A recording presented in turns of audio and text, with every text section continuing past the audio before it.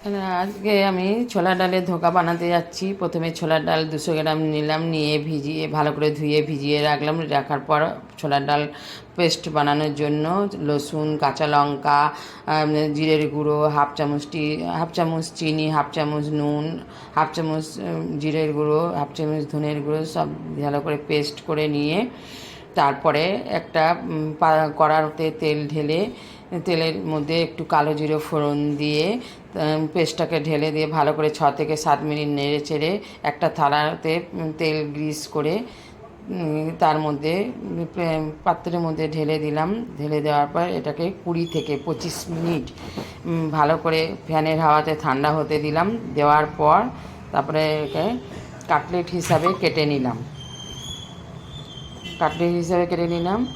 এখানে বন্ধুরা অনেক দিনকার পর আমি এই ছোলা ডালের ধোকাটা বানাচ্ছি। এই অনেক বছর আগে খেয়েছিলাম, এই প্রথম এখন বানাচ্ছি। তারপরে আবার কী করলাম, কড়াতে এই একটু তেল ঢেলে দিয়ে একটার পর একটা ধোকা বানিয়ে নিলাম। তারপরে ধোকা বানানো একটার পর একটা বানিয়ে নিলাম। তারপরে আবার একটা কড়াতে তেল দিয়ে আলুগুলো ভেজে নিয়ে উঠিয়ে নিলাম।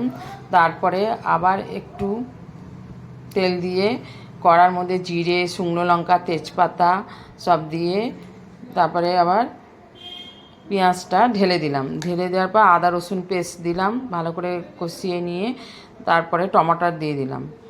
টমাটার দেওয়ার পর ভালো করে কষিয়ে নিয়ে ততক্ষণে একটা মিক্স করে নিচ্ছি একটা মশলা। এখানে তারপরে আলু ঢেলে দিলাম।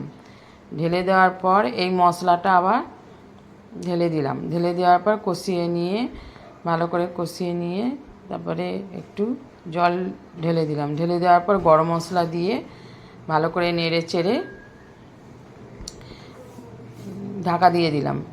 ঢাকা দেওয়ার পর আবার খুলে একটু নেড়ে চেড়ে তারপরে ধোকাগুলো আস্তে আস্তে দিয়ে দিলাম। দিয়ে দেওয়ার পর আবার একটু ঢেকে দিয়ে